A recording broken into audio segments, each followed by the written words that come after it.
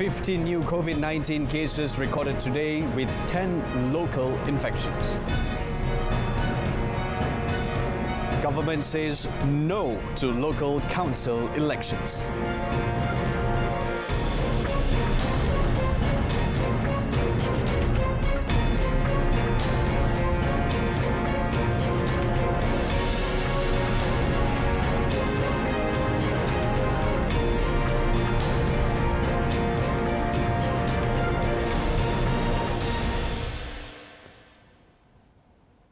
Welcome to News at 10 with me, Brendan Lipol.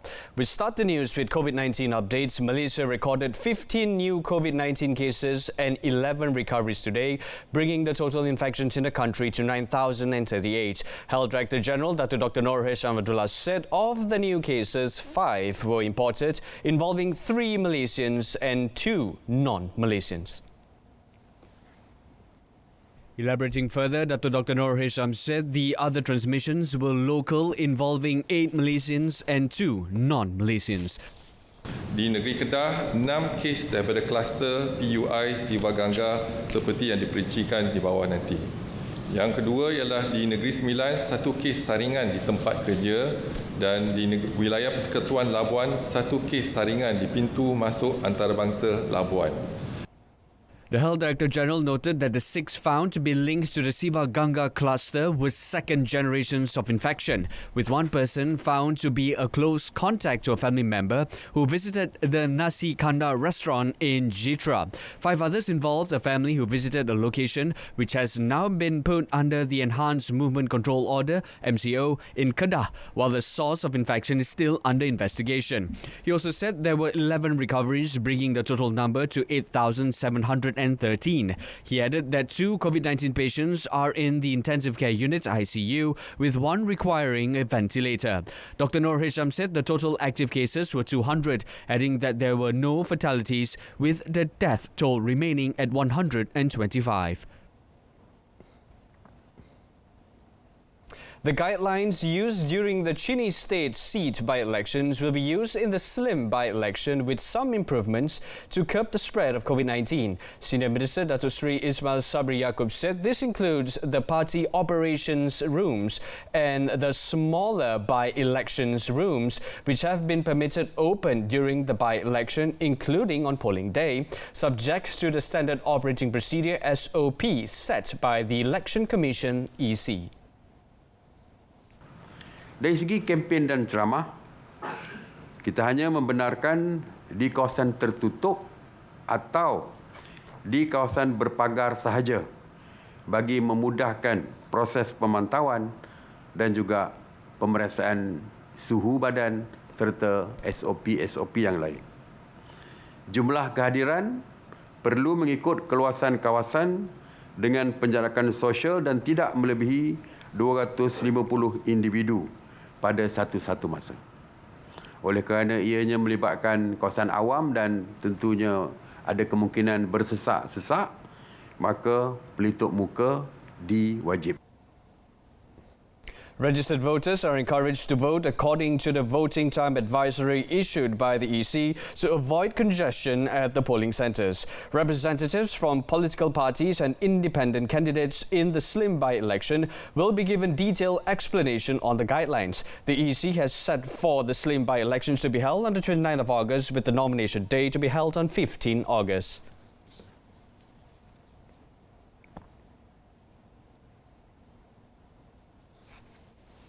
On another note, Datuk Seri Ismail Sabri said the government will monitor the availability of basic necessities on the 4 Mukim in Kedah, which are under the Administrative Enhanced Movement Control Order (EMCO). He said this was to ensure there was no shortage of any items, especially food, in the affected areas.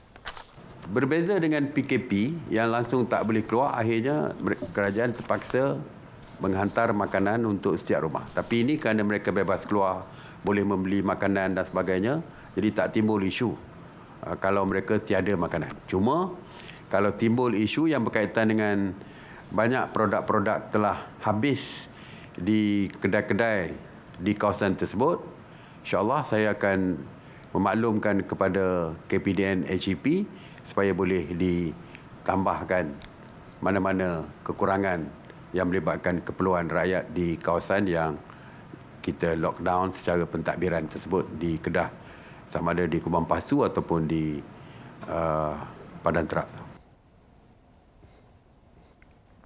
The government has decided to not go ahead with the local government authorities' PBT election. Housing and Local Government Minister Zuraida Kamarudin said majority of the PBTs are still not ready to implement the election. The minister said the decision also was made after considering views from all quarters.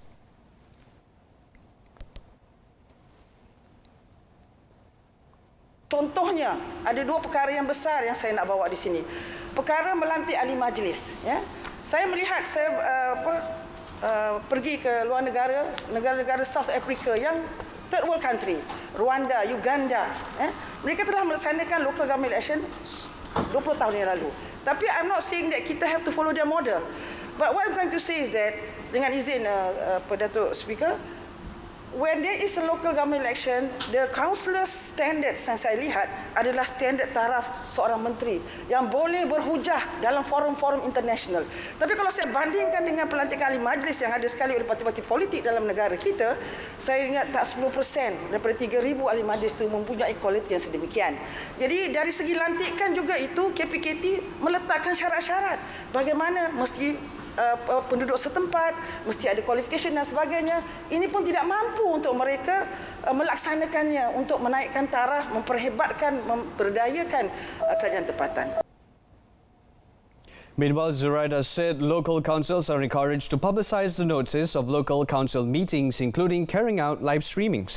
She said this could help the councils to gain feedback from local community on certain issues. A total of 291 dilapidated schools in Sarawak have been upgraded and rebuilt since 2016, involving an allocation of 1.38 billion ringgit. Deputy Education Minister Muslimin Yahaya said the fund was used according to a specific mechanism agreed by the ministry and Sarawak State government. Projek ini dilaksanakan melalui 3 fasa. Fasa pertama melibatkan 41 buah sekolah dengan kos projek berjumlah 350 juta ringgit. Fasa kedua melibatkan 52 buah sekolah dengan kos projek berjumlah 350 juta ringgit juga. Dan fasa ketiga sedang dimutamatkan senarai dan skop projek oleh KPM bersama Kerajaan Negeri Sarawak melibatkan kos projek sebanyak 300 juta ringgit. Explaining further, Muslimin said to date, a total of 93 projects from Phase 1 and 2 costing 700 million ringgit have been approved through the development allocations under the 2019 and 2020 rolling plans. According to the Deputy Minister, the project implementation comprises various scopes such as the construction of classrooms, administration block, hostels, teachers' residence, quarters, dining hall, library, science room, toilets and other facilities.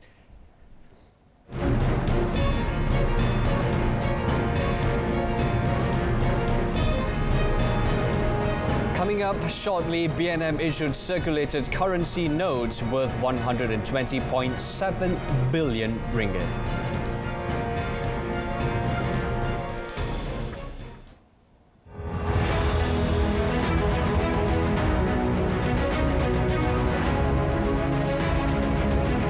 Kepercayaan kepada Tuhan, kesetiaan kepada raja dan negara, keluhuran perlembagaan, kedaulatan undang-undang, kesopanan dan kesusilaan.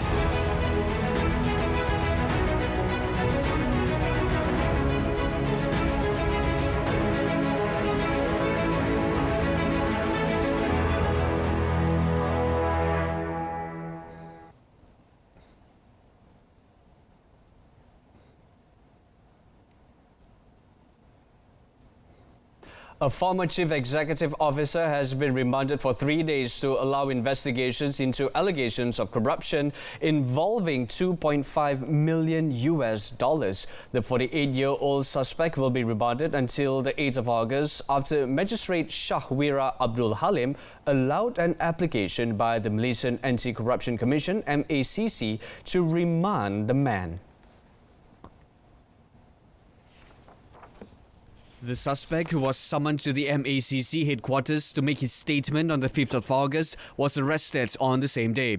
According to sources, the suspect received kickbacks after his company purchased 10,000 units of tablet computers. The kickbacks were from a foreign company which sold the tablets to the suspect's company for $5.8 million between 2014 and 2018. The purchases were made without the approval of the company's board of directors and resulted in huge losses suffered by the company. MACC Deputy Chief Commissioner Operations Datuk Seri Ahmad Khuzairi Yahaya meanwhile confirmed the arrests.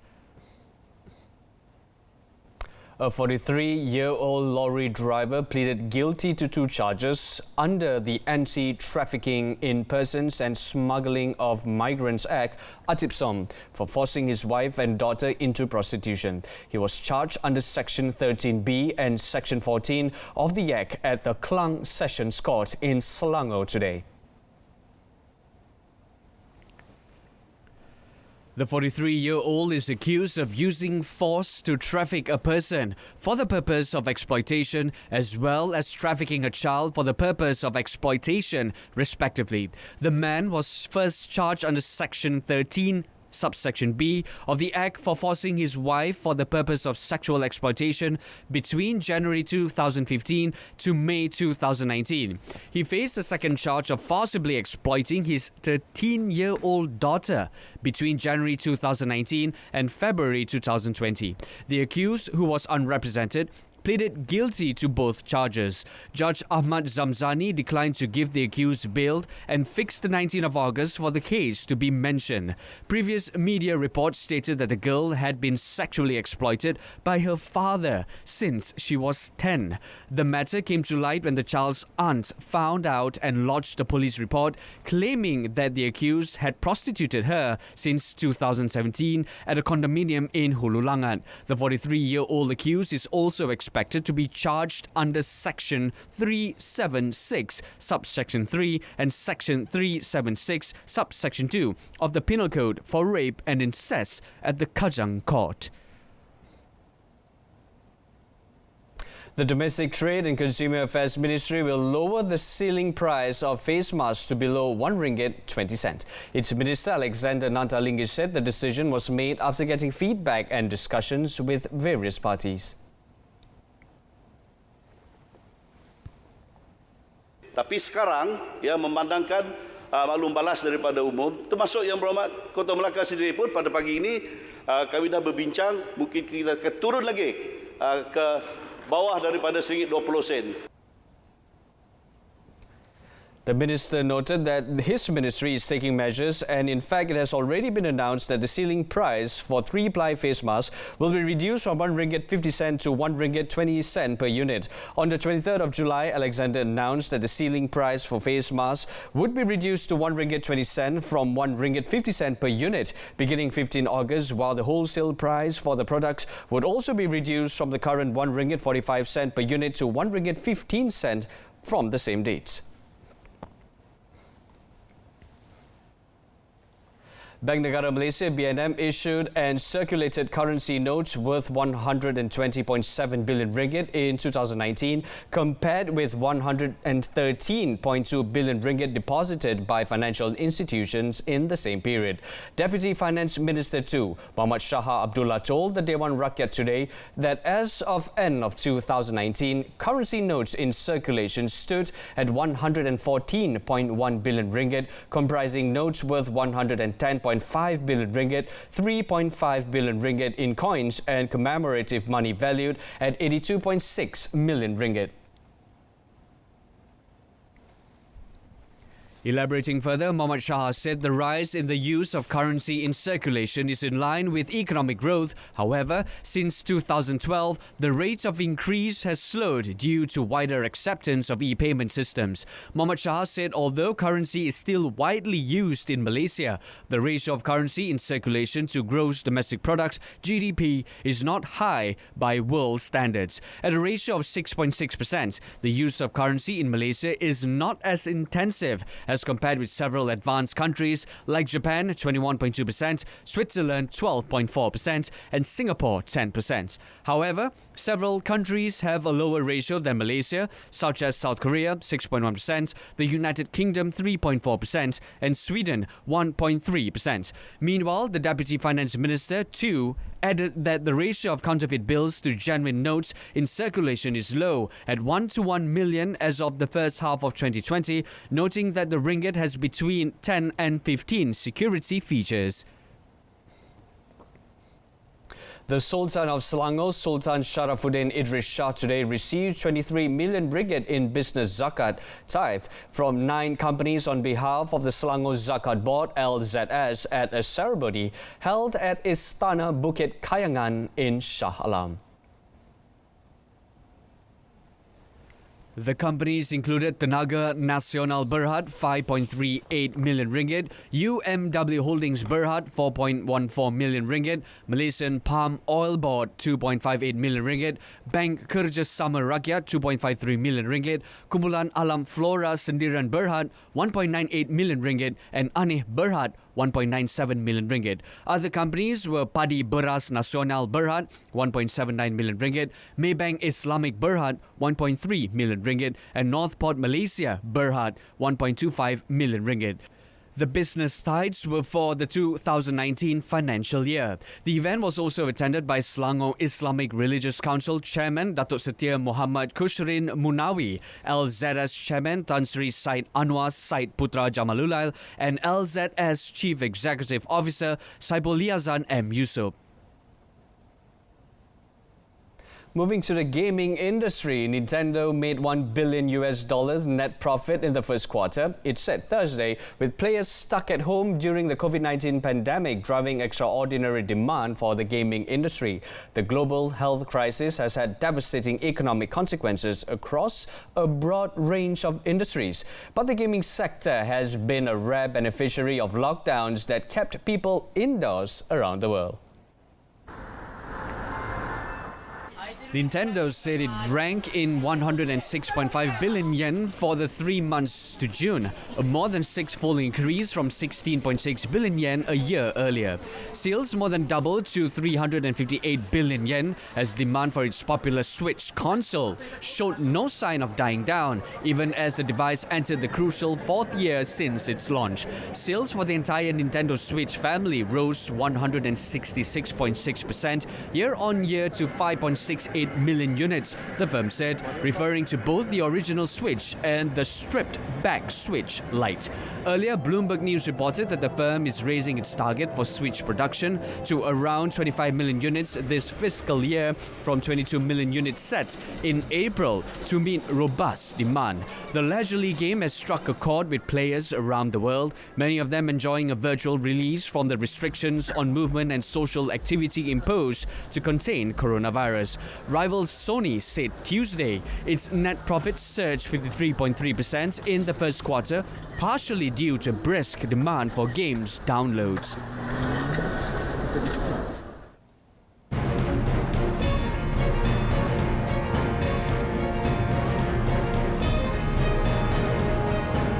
On the foreign front, Lebanon investigators get 4 days to find blast culprits.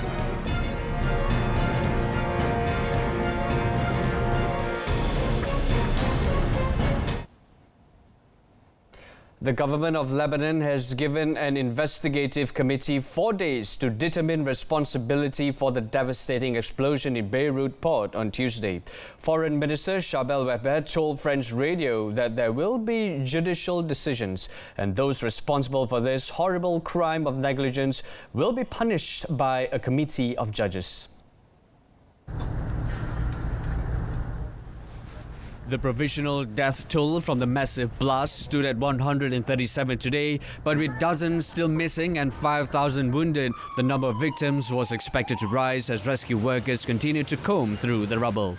The Beirut governor estimated up to 300,000 people may have been made temporarily homeless by the disaster, which he said would cost the debt-ridden country in excess of $3 billion. On Wednesday, the government called for the house arrest of those responsible for the storage of a large quantity of ammonium nitrate, a substance used in fertilizers and explosives, in the port of the Lebanese capital. Prime Minister Hassan Diab and President Michel Aoun have promised to put the culprits behind bars, but trust in institutions is low and few of the streets of the Lebanese capital hold out hope of an impartial inquiry. Human Rights Watch on Thursday supported mounting calls for an international probe as the only credible option. Meanwhile, emergency medical aid and pop-up field hospitals were dispatched to Lebanon along with rescue experts and tracking dogs as the world reached out to the victims of the explosion that devastated Beirut.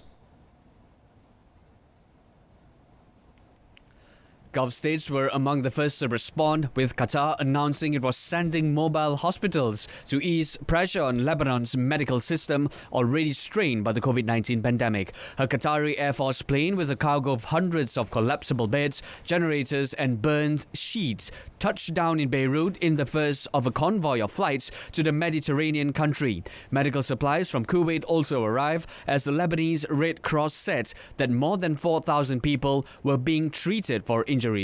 France said it was sending search and rescue experts aboard 3 military planes loaded with a mobile clinic and tons of medical and sanitary supplies.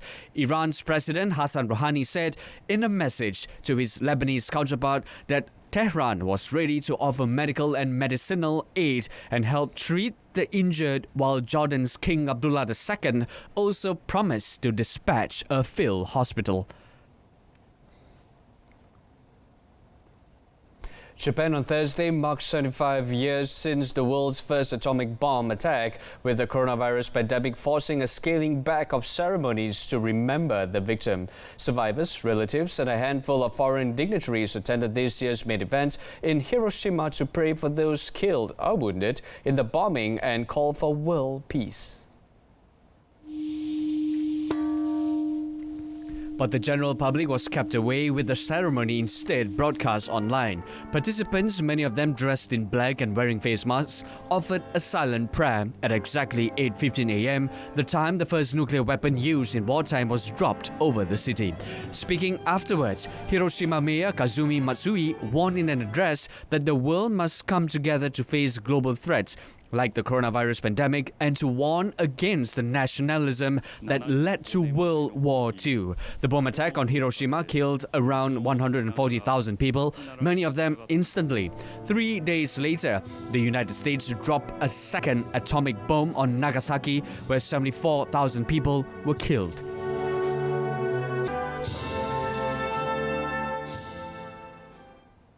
Amsterdam and the Port of Rotterdam made face masks compulsory in certain busy areas, including the Dutch capital's red light district, as COVID-19 infections showed a worrying spike. The new measures come as the number of infections doubled in a week in the country, where more than 55,000 people have now been infected and some 6,150 people have died.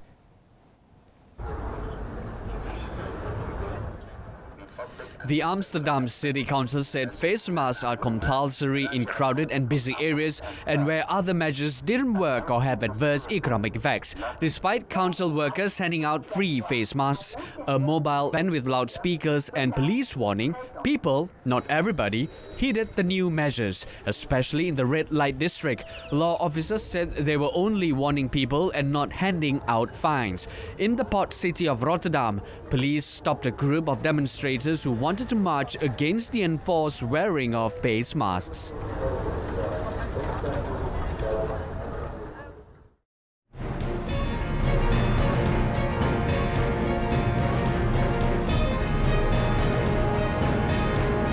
Now in sports, Harimau's starlet Lukman Hakim completes move to Belgium's KV Kortrijk.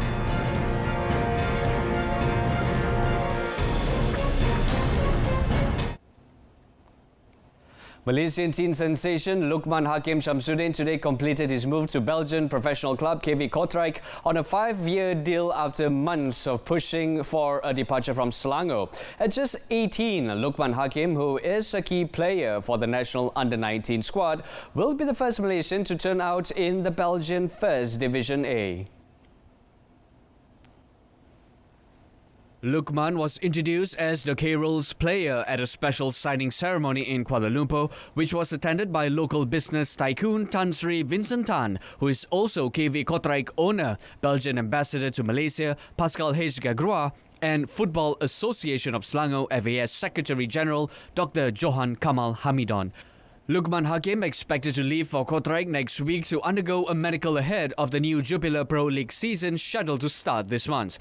Had things gone as planned, Luqman Hakim would have spent 3 months from January training with English Championship club Cardiff City, which is also owned by Tan, before joining KV Kortrijk, but the COVID-19 pandemic put paid to his plans as most countries closed their borders and he was forced to stay back. Luqman Hakim has made it to the Guardian's annual list of Next Generation's 60 of the world's best young talent and is also one of the 80 young talents around the world preliminarily listed for this year's Golden Boy Award. In Europa League action, Manchester United edged Laks 2-1 and Inter Milan beat Getafe 2-0 on Wednesday in rescheduled ties due to the COVID-19 pandemic to clinch places in the quarterfinals of the Europa League. United had a 5-0 lead from their first leg played in March and will face Copenhagen, who enjoyed a 3-0 victory on the night over Istanbul Başakşehir. Despite United's comfortable lead from March 12's first leg, the visitors caused problems early on. Andres Andrade hit the crossbar with a powerful header after 10 minutes at an almost empty Old Trafford before Peter McCall fired wide just after the quarter of an hour mark. The Linz-based outfit had to wait until the second half to break the deadlock as defender Philipp Wiesinger rifled into the top corner from outside the box after 55 minutes. Their celebrations were short-lived as Jesse Lingard equalized on the counter-attack for United 3 minutes later. Anthony Martial claimed the match winner with 2 minutes to go despite a last goalkeeper, Alexander Schlager, getting a foot to the France striker's shot.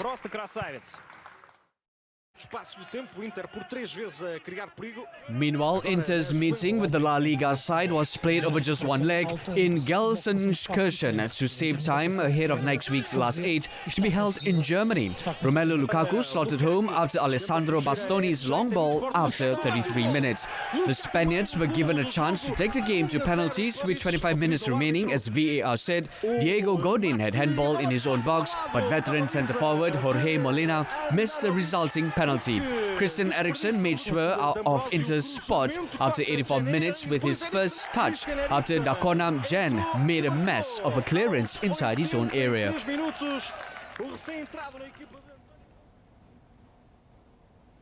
With that, we conclude this evening's news at 10. In our top story, 15 new COVID-19 cases recorded today with 6 linked to Siva Ganga cluster. Join us again at 12:30 tomorrow afternoon. Till then, I'm Brendan Lepal. Stay tuned to Saluran Berita RTM and have a pleasant evening. Good night.